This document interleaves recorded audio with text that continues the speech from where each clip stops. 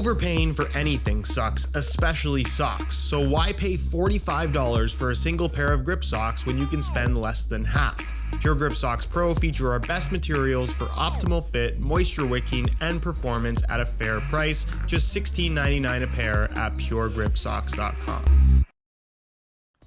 Since being introduced a couple years ago, the Puma Ultra series hasn't really misstepped when it came to their top models and their first tier takedowns. However, for 2022, things have changed. Like, really changed. It's now a mid-cut football boot. Ladies and gentlemen, the Puma Ultra Pro, the latest first takedown model in the new Ultra lineup, with the top end model being the Ultimate. This retailing for $130 rather than $200, and as you can see, adds a mid-cut collar, maintains an ultra weave upper, and features a sole plate and stud pattern that is aesthetically the same, but does have some differences in regards to the materials used. On paper, it all sounds pretty good, but in reality, the boots are questionable to say the least. That's exactly what I plan on discussing in today's video. We'll go over all the new tech, talk about how they compare to the more expensive Ultra Ultimate, and ultimately conclude whether or not they're worth the $130 price tag. So if you're interested in learning more, please stick around, and if you are by chance interested in a pair for yourself, you can pick them up below their normal retail price by way of some exclusive SR4U coupon codes by checking out the first link down below. Also, drop a like on the video if you want to see more reviews of takedown models, and make sure you subscribe to the channel so you don't miss out on future videos. To start things off, let's talk about the upper. And obviously the first thing that's going to jump out at everybody is the fact that this is a mid-cut pair of football boots, something that is exclusive to the first takedown model in the Ultra lineup, because obviously the top end Ultra Ultimate is a low-cut football boot. And honestly, this is one of those elements that I feel Puma added to the football boot, because up until this particular release, they didn't have a mid-cut boot in their lineup, and mid-cut boots, while not well loved by everybody, do seem to be a pretty trending element in football boots, especially amongst the lower price points. And given that these are $130, they're going to be some of the less expensive mid-cut boots. And I guess for that price, the collar that you're getting with this elasticated knit material that they've used does actually look relatively okay, although I think it'll look a lot better in a different colorway. Nonetheless, this, like any other mid-cut collar, does absolutely nothing other than wrap your ankle and provide a little bit of a tighter seal higher up your foot. So if you played on artificial grass, which technically you could do being that this is an FGAG stud pattern, it'll prevent those rubber pellets from getting in. But other than that, there isn't really any true benefit to this other than looking a little bit different than a low-cut boot. And of course, being that it is extra material and being that this is a speed boot, it would increase the overall weight, which I don't think really makes sense for the concept. What is similar to the top end Ultra Ultimate, however, is the Ultra Weave upper, which if you look really closely, it technically has the same pattern within the textile base as what you'll find on the top end model. However, you have a Grip Control Pro top layer on this boot that you won't find on the top end model. This kind of being the same thing that we've seen on a lot of top end Puma boots for a number of years now. It's basically just a top layer of polyurethane with a little bit of a grippy finish, this being less grippy than what we've seen in the past from Grip Control Pro textures on the surface. And then the lining material is entirely different than what you're going to find on the Ultra Ultimate. So despite this technically being Ultra Weave, a top end synthetic material, there's additional padding through the forefoot. The lining material is more of like a cheaper nylon mesh stuff. It's not nearly as premium as what you're going to find from the top end model. And in general, this just ends up feeling kind of plasticky, where you still get that little bit of a textile, almost knitted sensation from the Ultra Ultimate upper, which again, for the extra $70, it feels significantly better. Not that this feels bad, but I definitely don't think, despite being technically Ultra Weave, that it feels anywhere near as good as the more expensive option.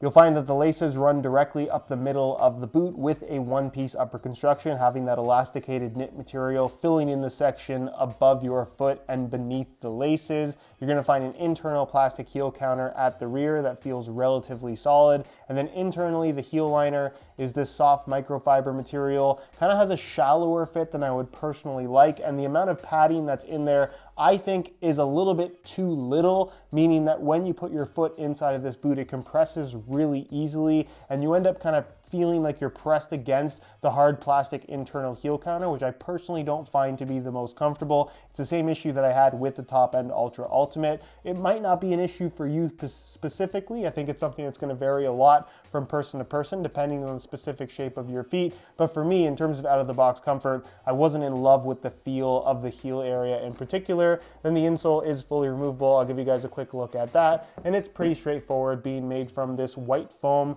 decent thickness to it. And then the liner is just a standard, really soft mesh.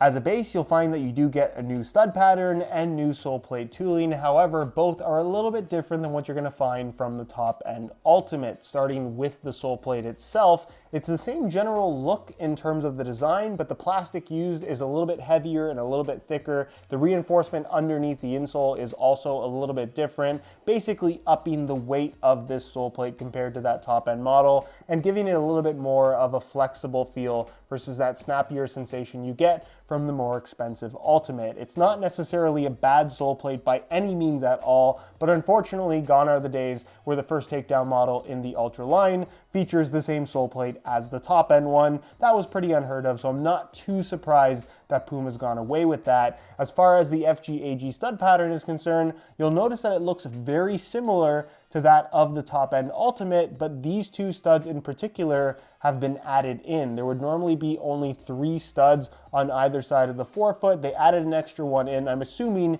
because of the slightly softer and cheaper plastic that they've used on this model. I don't think it really affects the traction performance in any way. This is still super aggressive and performs to a standard that you're going to find matches pretty much any top-end speed boot right now. However, I really disagree with Puma calling this an FGAG layout. I just don't think this is good for use on artificial grass. Not only are these chevron bladed studs really aggressive and prevent you from twisting and pivoting when your foot is planted in the ground, the studs as a whole are on the longer side. So if anything, this is great for use on firm natural grass or even slightly softer ground, but on hard ground or artificial playing surfaces, I don't think this is a great choice.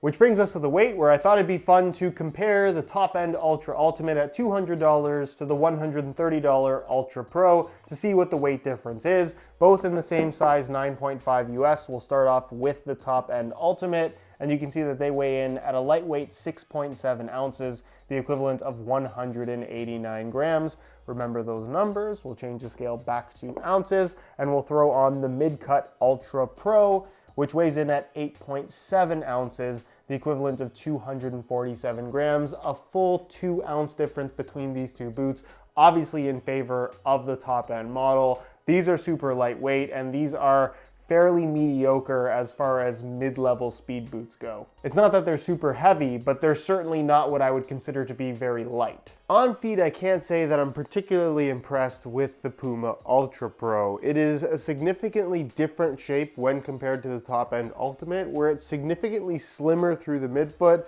but then kind of awkwardly wide through the forefoot. You can see these really weird creases and folds and gaps in the upper that I have on my feet in particular. Keep in mind that every football boot's going to fit every person a little bit different based on the shape of your feet. But for me, this is not a shape that really works well with my foot type whatsoever. And I think the polyurethane top layer that you have on this Ultra Weave upper just makes it feel really stiff and borderline plasticky, despite being a textile-based synthetic material. The collar feels fine. The heel is on the shallower side, but not to the point where I think it's detrimental to the comfort of the football boot. For me, the snugness and stiffness of this boot through the midfoot, with all that extra space that you have through the forefoot, look at the creases you get here. I'm just not into it. It's not my cup of tea, and I don't think it's as good as some of the other options that you have out there at the same price point. As far as width is concerned, I don't think this is a good option if you have wide feet or flat feet, so something to keep in mind. And as far as sizing is concerned, I'm wearing these in my usual size 9.5 US, and the fit and the length is perfect. So if you are looking to get a pair for yourself, I would strongly recommend going true to size in order to achieve the best possible fit. So in conclusion, the Puma Ultra Pro is about as mediocre as you can get in the world of football boots. At $130, I don't think the price is necessarily unreasonable, but it's also not exactly justified when you consider what else you can buy for the same amount of money, or a little bit more, and get a significantly better football boot. If it must be a pair of Puma Ultras go for the Ultimate. It's worth the extra money. Or take a look at last year's Ultra 2.4, which used to retail for $130, but you can get deeply discounted now. Those are significantly better football boots. But if you're after the latest and greatest at around this price point, I really feel like the Vapor 15 Pro at $140 and the Superfly 9 Pro at $150, if you must have a mid-cut collar, are both significantly better speed boots at this mid-level price point. The Ultra Pro isn't bad, but it's not a boot that I would personally recommend.